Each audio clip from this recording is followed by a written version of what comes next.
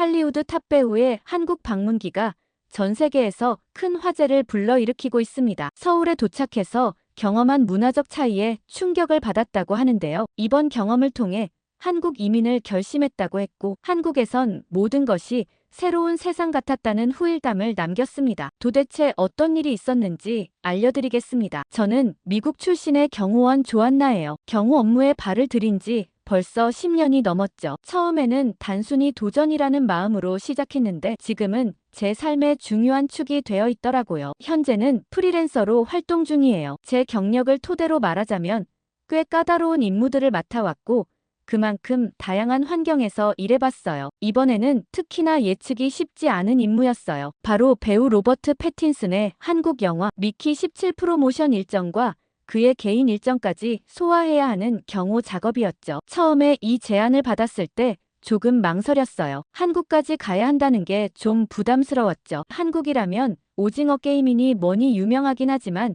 솔직히 아시아의 작은 나라는 관심받기였거든요. 게다가 단순한 행사 경호가 아니라 로버트의 개인 일정까지 포함된다고 하니 부담이 클 수밖에 없었어요. 하지만 보수와 조건이 정말 충분히 만족스러웠어요. 프리랜서로 일하다 보면 이런 기회는 자주 오는 게 아니잖아요. 그래서 결국 수락하기로 했죠. 저는 임무를 맡을 때마다 늘 마음을 단단히 먹고 계획을 철저히 세우는데 이번엔 어쩐지 시작부터 예사롭지 않더라고요. 로버트와의 사전 미팅은 뉴욕에 있는 한 스튜디오에서 진행됐어요. 그는 첫인상부터 다정하고 친근했어요. 연예인들은 대개 자신만의 벽을 두른 경우가 많아서 의외였죠. 그런데 미팅이 끝나갈 무렵 로버트가 꺼낸 한마디에 모두가 깜짝 놀랐어요. 그는 한국 방문이 단순한 영화 홍보 일정이 아니라고 했어요. 그는 한국에서 아파트를 둘러볼 예정이라며 이민을 고려 중이라고 말했어요. 처음엔 농담인가 싶었어요. 하지만 그의 진지한 표정을 보니 그게 아니더라고요. 로버트는 한국 팬들과의 교류, 음식, 문화의 매력 등을 언급하며 한국을 제2의 고향으로 삼고 싶다고 설명했어요. 그러자 제 옆에 경호원이 한국에 가본 적도 없으면서 저렇게 말한다니 진짜 웃기다고 했죠. 그 순간 저는 속으로 의문이 들었어요. 고작 한국인 스태프와 영화 한번 찍어본 게 전부면서 어떻게 이렇게 쉽게 이민을 결심할 수 있지 싶었어요. 제게 한국은 한 번도 가본 적 없는 낯선 나라였거든요. 그리고 한국에 대해 아는 거라곤 한식이 맛있다는 얘기와 사람들이 예의 바르다는 정도였어요. 여기서 돈도 많이 벌겠다 굳이 한국엔 왜 가려고 하는지 이해가 안 갔죠. 뭔가 어디에 잠시 씌었나 싶기도 했어요. 이민이라면 현실적인 문제가 정말 많잖아요. 이민 준비 과정은 얼마나 복잡할지, 언어 장벽은 어떻게 극복할지, 이 모든 게 얼마나 큰 도전일지 생각했어요. 그는 그저 낭만에 휩싸인 건 아닐까 하는 걱정도 들었죠. 할리우드 스타들은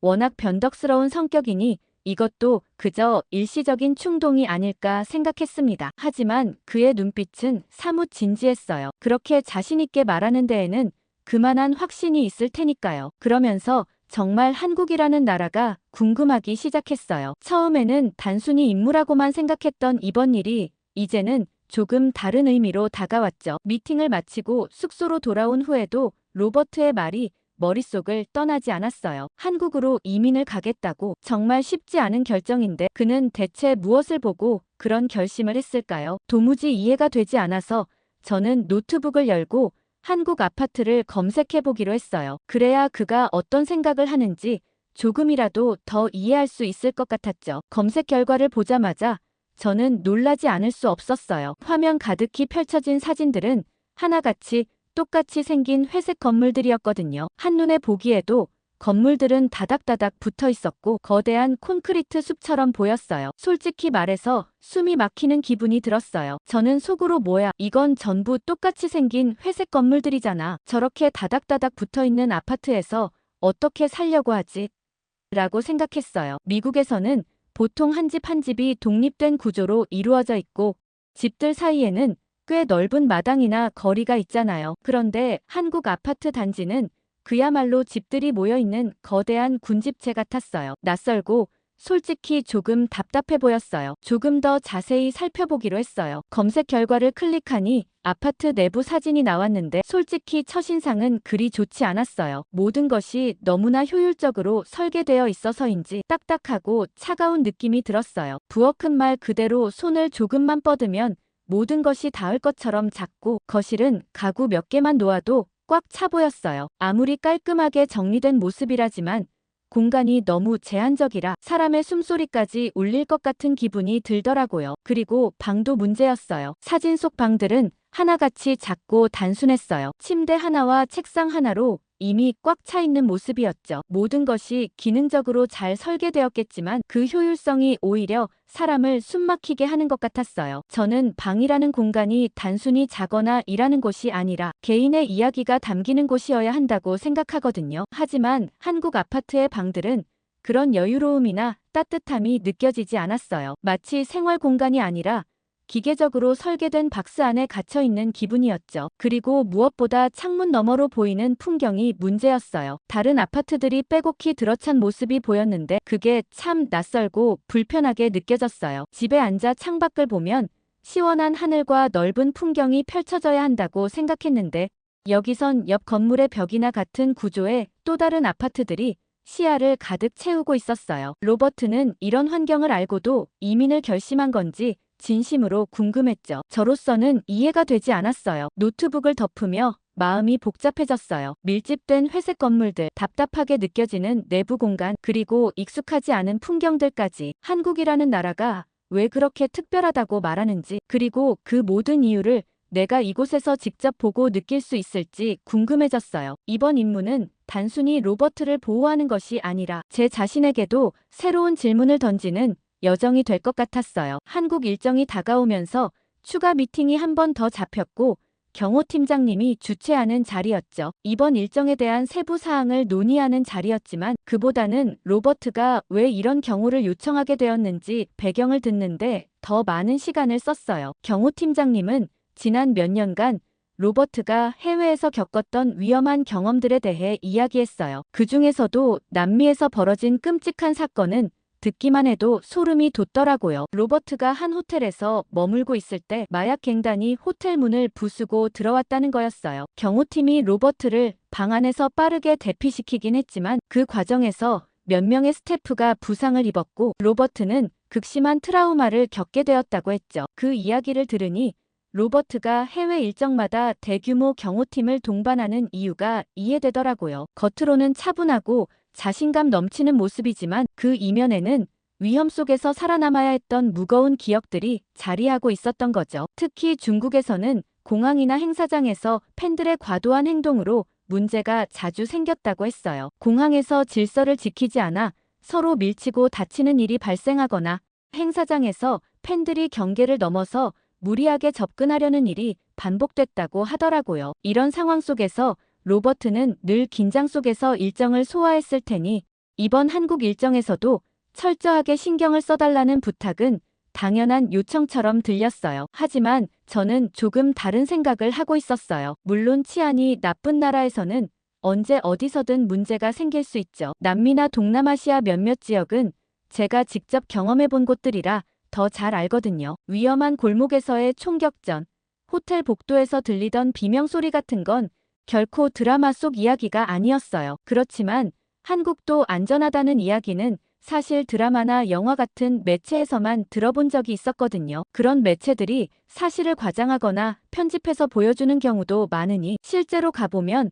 다른 곳들과 비슷하지 않을까 싶었어요. 한국 드라마를 보면서 솔직히 너무 과장되게 촬영을 한다고 느꼈거든요. 밤늦게 여성들이 홀로 거리를 걸어도 안전하고 길거리에 떨어진 물건이 다음 날까지 그대로 있는 모습들, 그런 것들이 너무 과장된 표현이라 오히려 드라마의 몰입감을 떨어뜨리기도 했죠. 미국에서는 절대 상상할 수 없는 일이었으니까요. 저는 속으로 역시 비슷한 분위기이겠지. 치안이 좋다고 해도 실제로 가보면 또 다를 거야 라고 생각했어요. 그저 이상적인 이미지를 심어주는데 성공한 것뿐이라고 여겼죠. 팀장님은 중국과 비교해 한국은 그나마 나을 거라고 했지만 저는 쉽게 납득이 되지 않았어요. 아시아 국가들 간의 차이는 분명 있겠지만 본질적으로 사람이 많이 몰리는 환경에서는 위험 요소가 늘 존재하니까요. 특히 로버트처럼 유명인이 한 장소에 나타난다면 어떤 일이 벌어질지는 아무도 예측할 수 없어요. 팬들이 흥분하고 통제를 벗어나는 건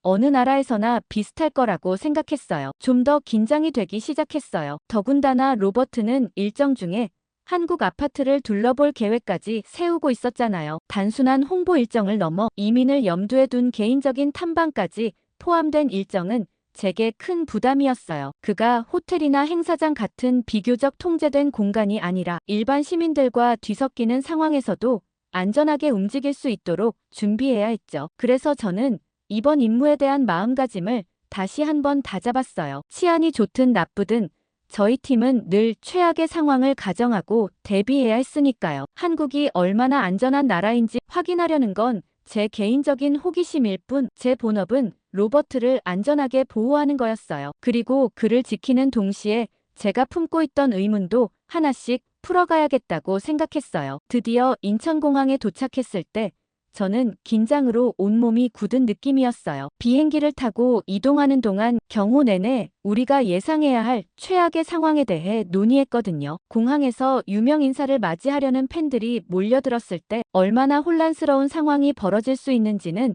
여러 나라에서의 경험을 통해 익히 알고 있었어요. 특히 남미와 중국에서 겪었던 끔찍한 상황들이 머릿속을 떠나지 않았죠. 그래서 입국장 문이 열리기 전부터 마음을 단단히 먹고 있었어요. 하지만 문이 열리자마자 보게 된 장면은 제가 예상했던 것과는 완전히 달랐어요. 공항 한가득 사람들이 몰려 있었어요. 카메라 플래시가 연달아 터지고 팬들이 로버트를 향해 환호성을 질렀어요. 그 자체는 익숙했어요. 하지만 이상한 점은 그들이 보여주는 태도였어요. 그렇게 많은 사람들이 모여 있는데도 누구 하나 밀거나 소란을 피우지 않았어요. 모두가 제자리에 서서 경호 라인을 넘지 않고 있더라고요. 처음에는 믿기 어려웠어요. 이게 가능해?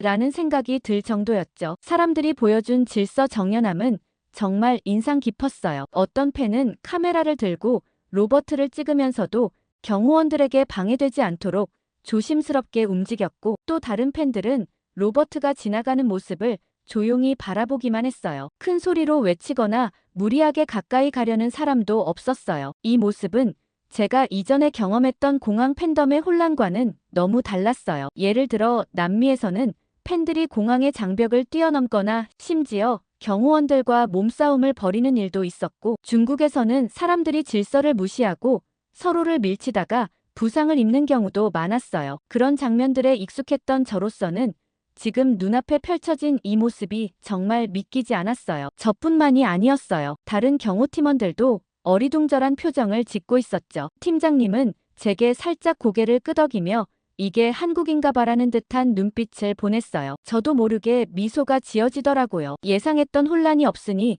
몸은 확실히 덜 긴장됐지만 마음 한편으로는 오히려 이 차분한 분위기가 낯설게 느껴졌어요. 공항에서 이동하는 동안에도 상황은 마찬가지였어요. 팬들은 로버트가 지나갈 때면 자발적으로 길을 내줬어요. 경호원들이 굳이 밀거나 제지하지 않아도 그들은 조용히 한 발씩 물러나며 로버트를 배려하더라고요. 저는 그 광경을 보면서 이런 나라가 정말 있을 수 있다는 게 신기했어요. 공항 측에서 별도로 사람들을 통제하거나 특별히 교육한 게 아닐까 싶었지만 팬들의 행동은 너무나 자연스러웠어요. 이건 단순히 누군가의 지시에 의한 행동이 아니라 이들만의 문화와 시민의식에서 나온 것 같았어요. 물론 환호성과 카메라 플래시는 여느 나라와 다르지 않았어요. 팬들의 열정적인 모습은 한국에서도 동일했죠. 하지만 그 열정 속에서도 다른 사람을 배려하려는 태도가 느껴졌어요. 그게 참 이상하게 마음을 움직이더라고요. 제가 경호를 하면서 느껴온 팬들의 모습은 대부분 내가 더 앞에 가겠다라는 경쟁적인 모습이었는데, 여기서는 마치 모두가 같은 규칙 아래 조화를 이루고 있는 것 같았어요. 로버트 역시 놀란 것 같았어요. 그는 걸어가면서 팬들을 향해 미소를 지었고 가끔 손을 흔들기도 했어요. 공항에서의 경험이 그의 긴장을 어느 정도 풀어준 듯 보였어요. 경호팀으로서는 참 다행스러운 일이었죠. 사실 이런 상황이라면 어느 정도의 충돌은 불가피하다고 생각했는데 그 모든 걱정이 무색해질 정도로 순조롭게 진행됐어요. 공항을 빠져나가는 데 걸린 시간은 단지 몇 분뿐이었어요. 이전에 중국에서 3시간 이상 걸렸던 혼란스러운 경험과는 정말 대조적이었죠. 공항 밖으로 나와 차량에 오르며 저는 잠시 창밖을 내다봤어요. 팬들은 여전히 로버트를 향해 손을 흔들고 있었지만 그들의 행동에는 과하지 않은 따뜻함이 담겨 있었어요. 정말 이상하네. 이 나라 사람들은 뭔가 달라라는 생각이 들었어요. 물론 한 번의 경험만으로 한국이라는 나라를 완전히 이해했다고 말할 수는 없겠죠. 하지만 적어도 첫인상만큼은 아주 긍정적이었습니다. 그런데 로버트가 한국에서 가장 먼저 가고 싶어 했던 곳은 다름 아닌 아파트였어요. 영화 홍보 일정이 시작되기도 전에 그가 가장 우선시했던 건 실제로 한국에서 살아볼 집을 둘러보는 일이었죠. 저로서는 조금 의외였어요. 보통 연예인들은 화려한 스위트룸 호텔이나 개인 빌라 같은 곳에 머물며 일정을 소화하거든요. 그런데 로버트는 아파트라는 구체적인 형태를 정해두고 그곳을 직접 보고 싶어 했어요. 저는 아파트 투어를 떠나기 전부터 마음속에 선입견을 안고 있었어요. 공항으로 오던 길에 차창 너머로 보았던 아파트 단지들, 그 모습이 머릿속에 깊게 박혀 있었거든요. 높고 커다란 회색 건물들이 나란히 늘어서 있는 풍경은 솔직히 답답하고 숨막히게 느껴졌어요. 멀리서 봤을 땐 답답해 보였는데 이런 데서 살아야 하나 속으로 중얼거렸어요. 미국에서는 집들이 서로 적당히 떨어져 있는 게 익숙한데 이렇게 빽빽하게 붙어 있는 건물들 속에서 산다는 게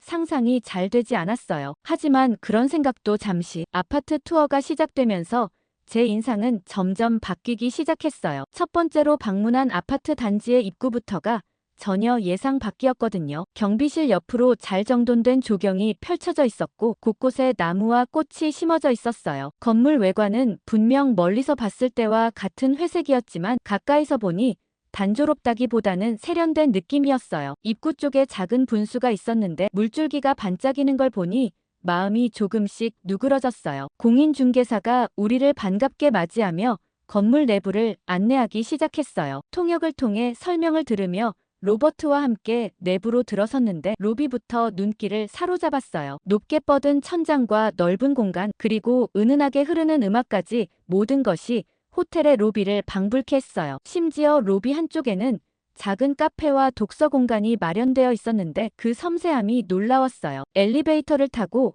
아파트 내부로 들어가니 제 예상을 완전히 뒤엎는 광경이 펼쳐졌어요. 내부는 기능적으로 설계되었다기보다는 편안하고 고급스러운 분위기를 풍겼어요. 바닥은 따뜻한 톤의 원목으로 마감되어 있었고 큰 창문을 통해 자연광이 가득 들어오는 모습이 인상적이었어요. 거실과 부엌, 그리고 침실로 이어지는 구조도 단순하면서도 세련됐더라고요. 특히 부엌에는 최신식 가전제품들이 설치되어 있었는데 작은 공간에서도 모든 것이 효율적으로 배치되어 있었어요. 저는 그제야 깨달았어요. 이전에 제가 봤던 단순한 사진들만으로는 이런 분위기를 상상할 수 없었다는 걸요. 하지만 제가 정말 감탄하게 된 건 아파트 단지 내 시설들이었어요. 공인중개사가 우리를 단지 내 편의시설로 안내했을 때 저는 눈을 의심했어요. 수영장이 있다고는 들었지만 그 규모와 퀄리티가 거의 리조트 수준이었거든요. 깔끔하게 관리된 실내 수영장은 물론이고 온수 스파와 사우나까지 갖추고 있었어요. 옆에는 최신식 헬스장이 있었는데 그곳에는 각종 운동기구와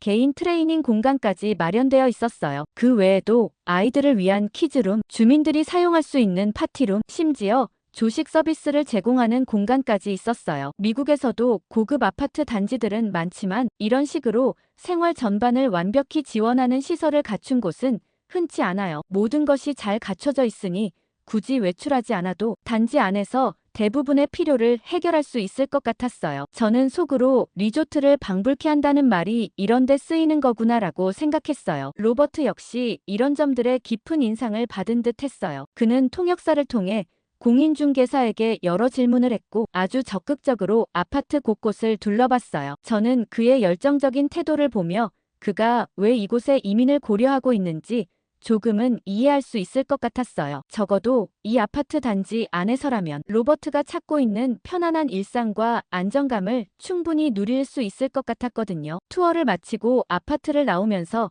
저는 다시 한번 주변을 둘러봤어요. 그런데 정말 놀라웠던 건 아파트의 가격이었습니다. 물론 너무 좋고 편리했지만 가격이 어마어마하더라고요. 로버트조차도 예상을 뛰어넘는 가격이라고 생각한 듯 했어요. 한국 물가가 체감되면서 얼마나 부자인 걸까 생각하게 되었죠. 그러면서 한국의 경제력에 대해 좀 더 관심을 갖게 되었습니다. 아파트 투어는 순조롭게 진행되고 있었어요. 로버트는 아파트 내부와 단지의 시설들을 꼼꼼히 살펴보며 진지하게 이곳에서의 삶을 그려보는 듯 했어요. 저 역시 이제는 처음의 부정적인 시각에서 벗어나 조금씩 이곳의 매력에 동화되고 있었죠. 하지만 경호원으로서 저는 여전히 긴장을 늦출 수 없었어요. 경호팀원 대부분은 단지 외부와 입구 쪽에 배치된 상황이었고 내부에서 로버트를 보호하는 건 저 혼자였거든요. 엘리베이터를 타고 다음 층으로 이동하던 순간이었어요. 엘리베이터 문이 열리고 한 여성이 조심스럽게 타는 모습을 보았어요. 처음엔 그냥 이 단지에 사는 주민일 거라고 생각했는데 그녀가 들고 있는 손가방에서 로버트의 얼굴이 인쇄된 작은 굿즈가 살짝 보였어요. 저는 순간적으로 모든 감각이 날카로워졌어요. 혹시라도 팬이 예기치 못한 행동을 할까봐 경계심이 높아졌죠. 여성은 로버트를 보더니 잠시 숨을 들이마시는 듯한 반응을 보였어요. 하지만 예상외로 그녀는 그 이상 어떤 행동도 하지 않았어요. 오히려 아주 조심스럽게 한쪽 구석에 서서 시선을 아래로 내리고 있었죠. 그런 모습이 오히려 저를 더 긴장하게 만들었어요. 너무 조용하면 오히려 더 불안한 법이거든요. 저는 그녀를 주시하면서 만약의 사태에 대비하려고 했어요. 하지만 그녀는 고개를 조금 숙인 채로 힐끗힐끗 그저 바라만 보고 있는 것 같았어요. 그녀는 로버트를 향해 무작정 다가가거나 사진을 찍으려 하지 않았어요. 그녀의 행동이 어찌나 신중하고 절제되어 있었는지 저도 모르게 긴장이 조금 풀렸어요. 그러자 로버트도 그녀를 눈치챈 것 같았습니다. 엘리베이터가 멈춰 문이 열리자 그는 잠시 멈춰 섰어요. 그녀를 향해 살짝 미소를 지으며 통역사를 통해 어떤 대사를 좋아하느냐고 물었어요. 그녀는 순간 깜짝 놀란 듯 했지만 금세 용기를 내서 자신이 가장 좋아하는 장면과 대사를 조심스럽게 이야기했어요. 로버트는 고개를 끄덕이며 그 대사를 짧게 따라 하더라고요. 그 모습을 보고 그녀는 작은 탄성을 내뱉었어요. 하지만 여전히 거리를 유지한 채 절제된 모습을 잃지 않았어요. 그 후 로버트는 그녀에게 사인도 먼저 해주겠다고 했고 그녀는 감사 인사를 건네며 자신이 가져온 작은 굿즈의 사인을 받아갔어요. 모든 일이 차분하고 평화롭게 진행됐어요. 그녀는 마지막까지 로버트에게 과한 요구를 하거나 그를 불편하게 하지 않았어요. 오히려 일정에 방해가 되지 않도록 짧게 인사를 남기고 엘리베이터에서 먼저 내려갔어요. 그 순간 저는 깊은 감탄을 느꼈어요. 다른 나라에서는 팬이 이런 상황에서 소리를 지르거나 심지어 무리하게 접근하려는 경우가 다반사였거든요. 하지만 이 팬은 달랐어요. 자신의 흥분된 마음을 자제하면서도 팬심을 표현할 줄 아는 사람이었죠. 저는 속으로 한국인들은 다들 이런 건가라고 생각했어요. 한국에서 처음 본 공항의 질서정연한 팬들과 마찬가지로 이 여성 역시 경계를 넘지 않으려는 모습이 인상적이었어요. 이런 문화는 도대체 어디에서 나오는 걸까 하는 궁금증마저 들었어요. 엘리베이터에서 내려 다음 투어 장소로 이동하며 로버트는 가볍게 웃고 있었어요. 팬과의 짧은 만남이 그에게도 좋은 기억으로 남은 듯 했어요. 저는 그제야 긴장을 풀며 다시 한번 한국 팬 문화에 대해 생각해봤어요. 이렇게나 매너 있는 태도를 가진 사람들이라면 경호원으로서의 부담이 훨씬 줄어들 수밖에 없겠다는 생각이 들었어요. 로버트와 저는 다음 장소로 이동하기 위해 로비로 내려왔고 공인중개사와 통역사가 앞서 길을 안내하고 있었죠. 저는 여전히 주변을 주시하며 혹시 모를 상황에 대비하고 있었어요. 그런데 그때 조용했던 로비에 갑작스러운 소리가 울려 퍼졌어요. 배트맨! 이라는 어린아이의 외침이었어요. 저는 그 순간 본능적으로 로버트를 보호해야 한다는 생각에 긴장했어요. 소리가 난 방향을 바라보니 한 6살쯤 되어 보이는 남자아이가 부모님과 함께 로비에 서 있었어요. 아이는 로버트를 보더니 눈이 동그래져서 그 자리에서 꼼짝도 못하고 있었어요. 그러다가 갑자기 작은 발로 힘차게 뛰기 시작했어요. 아이는 환하게 웃으며 로버트를 향해 달려가려고 했죠. 부모님은 그 모습을 보고 당황하며 재빨리 아이를 붙잡았어요. 안 돼. 그러면 안 되라고 말하며 아이를 진정시키려 했지만 아이는 이미 흥분을 감추지 못한 모습이었어요. 그 순간 저는 만약 아이가 로버트를 향해 더 다가오면 어떻게 해야 할지 빠르게 계산하고 있었어요. 평소 같으면 팬들의 돌발 행동에 대비해 즉각적으로 개입했겠지만 이번에는 상대가 어린아이였기 때문에 더 조심스러웠어요. 아이의 순수한 모습이 위협으로 느껴지진 않았지만 로버트가 불편함을 느낄까봐 신경이 쓰였거든요. 그런데 정작 로버트는 전혀 긴장하거나 당황하지 않는 모습이었어요. 오히려 부드러운 미소를 지으며 아이를 향해 천천히 걸어갔어요. 로버트는 부모님께 괜찮아요라는 뜻을 전달하며 아이와 자연스럽게 대화를 나누기 시작했어요. 놀라운 건 아이가 로버트의 영어를 모두 이해하고 자연스레 영어로 대화가 가능했죠. 아이는 여전히 눈을 반짝이며 로버트를 바라봤고 진짜 배트맨이에요? 라고 물었어요. 그 말을 듣고 저는 속으로 웃음을 참을 수 없었어요. 아이의 목소리에는 순수한 흥분과 설렘이 가득 담겨 있었거든요. 로버트는 고개를 끄덕이며 유머러스하게 답했어요. 그는 아마도 다음엔 한국 하늘을 날고 있을지도 몰라라고 말했어요. 아이는 그 말을 듣고 너무 좋아서 두 손을 꼭 쥐며 작은 탄성을 질렀어요. 그 모습이 어찌나 귀엽던지 저도 긴장을 잊고 살짝 미소를 지었어요. 부모님은 여전히 조심스러워하며 아이를 데려가려 했지만 로버트는 오히려 사진 한 장을 찍자고 제안했어요. 부모님이 감사 인사를 전하며 아이를 로버트 옆에 세웠고 로버트는 아이와 함께 포즈를 취하며 밝게 웃었어요. 그 순간이 참 훈훈했어요. 단순히 유명인과 팬의 만남을 넘어 두 사람 사이에 따뜻한 교감이 느껴졌거든요. 아이와 부모님이 로비를 떠난 뒤 로버트는 제게 살짝 웃으며 한국에선 모두들 편하게 해주니 내가 먼저 다가가고 싶은 느낌이라고 말했어요. 한국 사람들이 매너가 좋다는 건 알고 있었지만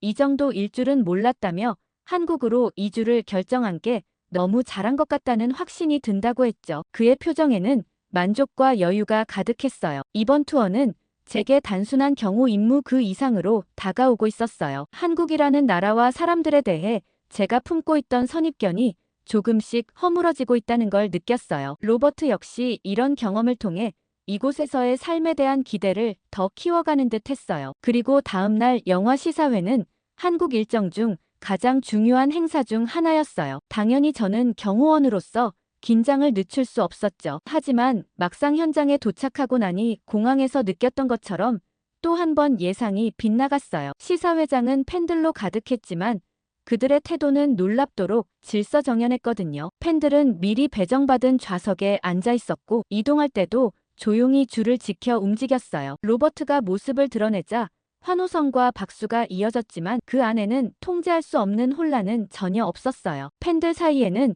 묘한 배려심 같은 게 느껴졌어요. 모두가 로버트를 응원하면서도 서로를 방해하지 않으려는 듯한 모습이었죠. 저는 이질적인 경험에 당황하면서도 감탄하지 않을 수 없었어요. 결국 우리의 경호 업무는 지나치게 평화로운 상황 덕분에 거의 필요 없게 되었어요. 로버트는 스태프들과 팬들에게 신경 쓰는데 온전히 집중할 수 있었고 저희 경호팀은 그저 주변에서 조용히 대기할 뿐이었어요. 로버트는 오히려 경호원이 너무 많다며 시간대별로 팀을 나눠 일부에게 자유시간을 주기 시작했어요. 이런 상황은 제 경호 경력에서 정말 드문 일이었죠. 자유시간을 받았지만 저는 갑자기 주어진 이 시간에 무엇을 해야 할지 막막했어요. 시사회 현장을 둘러보며 여전히 주변을 신경 쓰고 있었는데 그때 어디선가 고소한 냄새가 풍겨왔어요. 그 냄새는 강렬하게 저를 이끌었죠. 저는 냄새를 따라 자연스럽게 발길을 옮겼고 스낵 코너에 도착했어요. 한국 영화관의 스낵 코너는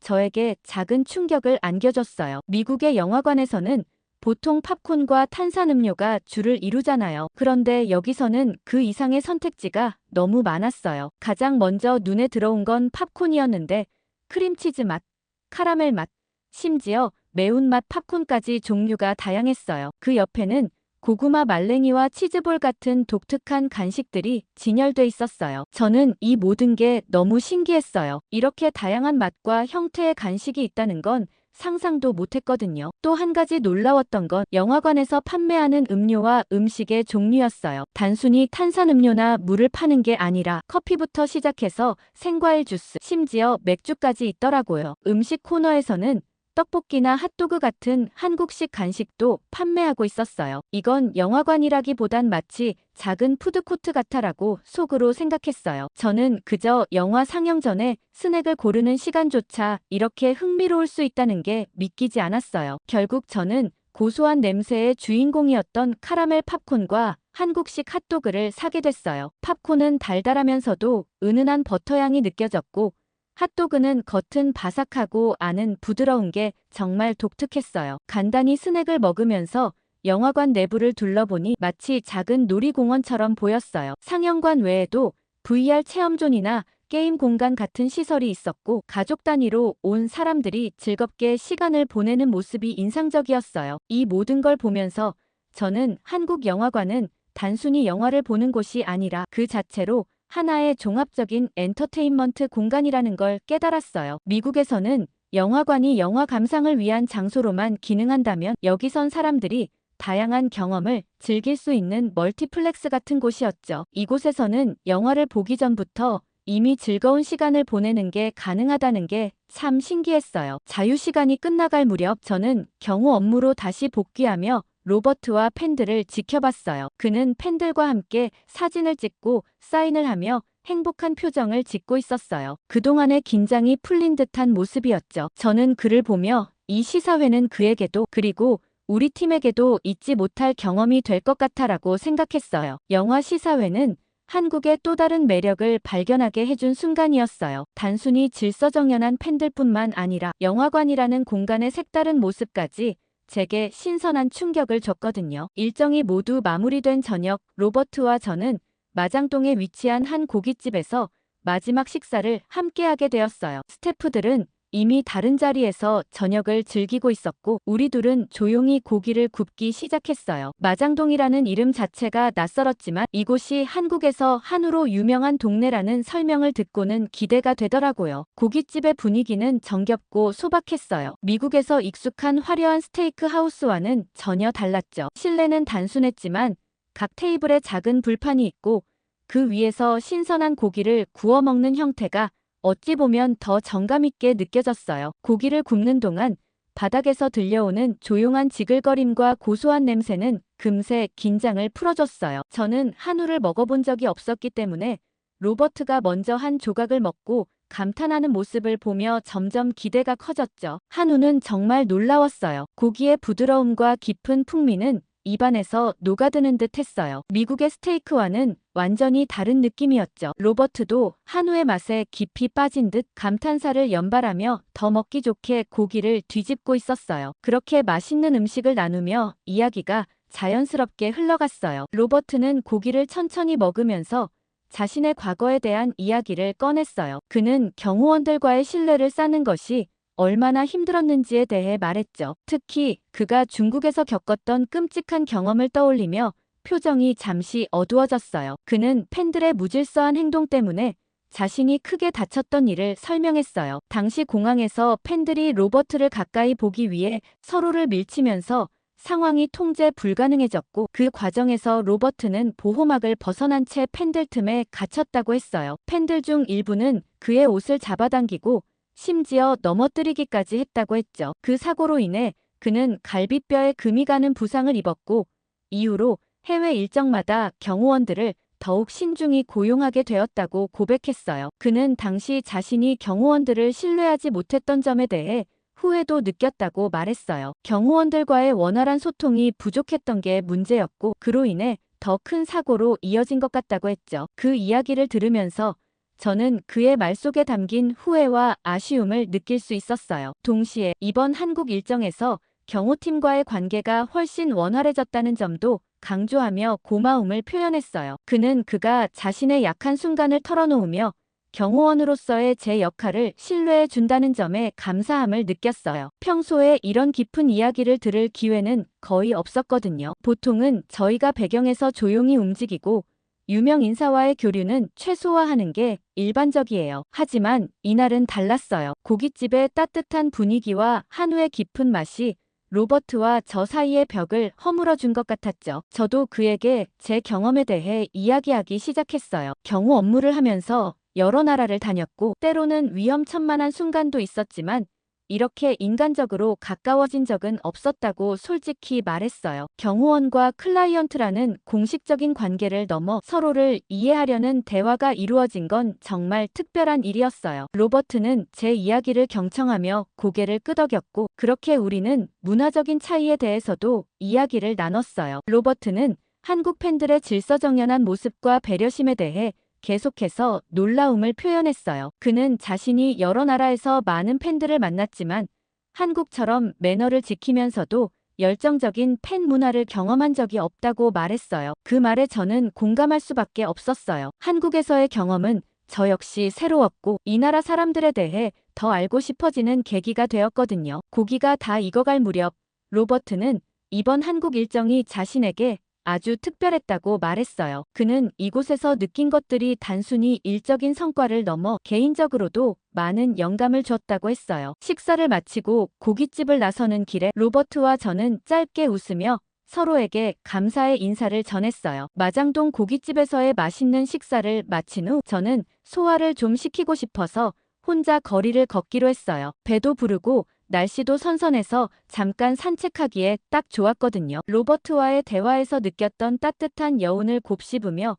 골목길을 천천히 걸었어요. 한국의 밤거리는 생각보다 조용하고 평화로웠어요. 낮에는 사람들이 분주히 움직였던 곳이었지만 밤이 되니 한층 차분해진 분위기였죠. 그렇게 걷던 중 엄마에게 전화가 왔어요. 저는 반갑게 전화를 받았는데 엄마는 제 목소리를 듣자마자 걱정을 쏟아내셨어요. 밤중에 혼자 돌아다니면 어쩌니? 아무리 내가 경호원이라도 위험한 건 마찬가지야 라고 하시며 걱정을 멈추지 않으셨어요. 엄마의 목소리에는 진심 어린 염려가 담겨 있었죠. 저는 엄마를 안심시키고 싶어서 영상통화를 켰어요. 엄마, 여기 한국이 얼마나 안전한지 직접 보여줄게요 라고 말하며 카메라를 주위로 돌렸어요. 골목길에는 몇몇 상점들이 아직 문을 열어놓고 있었고 사람들은 소란스럽지 않게 이야기를 나누며 길을 걷고 있었어요. 가로등 불빛이 환히 비추는 거리는 더없이 평화로워 보였죠. 저는 그런 모습을 엄마에게 보여주며 보세요. 여긴 정말 조용하고 안전해요. 아무 걱정하지 마세요 라고 말했어요. 엄마는 화면 속 평화로운 풍경을 보시고서야 한숨을 돌리며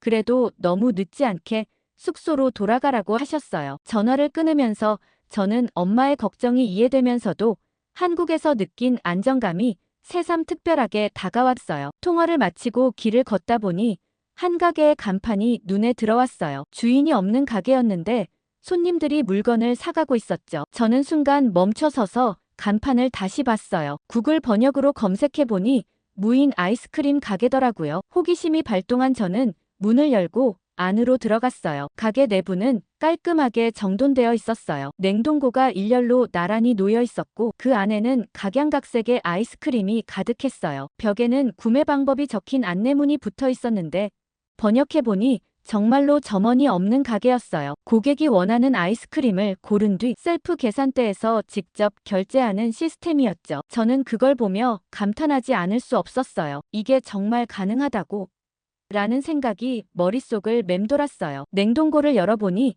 아이스크림 종류가 정말 다양했어요. 미국에서 흔히 볼 수 있는 브랜드는 물론이고 한국에서만 볼 수 있는 독특한 맛들도 있더라고요. 저는 고민 끝에 초콜릿과 바닐라 맛이 섞인 아이스크림을 골랐어요. 셀프 계산대로 가서 카드로 결제를 마쳤는데 모든 과정이 너무 간단하고 자연스러웠어요. 하지만 동시에 의문도 들었어요. 사람이 없는 가게라면 물건을 훔치거나 계산하지 않고 가져가는 일이 생기지 않을까? 가게를 둘러보니 그럴 가능성은 전혀 없어 보였어요. 모든 게 깔끔하고 정돈된 상태로 유지되고 있었고 어딘가 서툰 흔적은 찾을 수 없었거든요. 저는 아이스크림을 들고 밖으로 나와 근처 벤치에 앉아 이 경험에 대해 곰곰이 생각했어요. 아무도 물건을 훔치지 않고 가게를 어지럽히지도 않는다는 점이 너무 신기했어요. 이건 단순히 가게의 관리가 잘 돼 있어서가 아니라 사람들이 스스로 책임감과 신뢰를 지키고 있기 때문이라는 생각이 들었어요. 저는 미국에서 이런 형태의 가게가 운영될 수 있을지 상상해봤어요. 솔직히 불가능할 것 같았어요. 제가 본 미국의 거리에는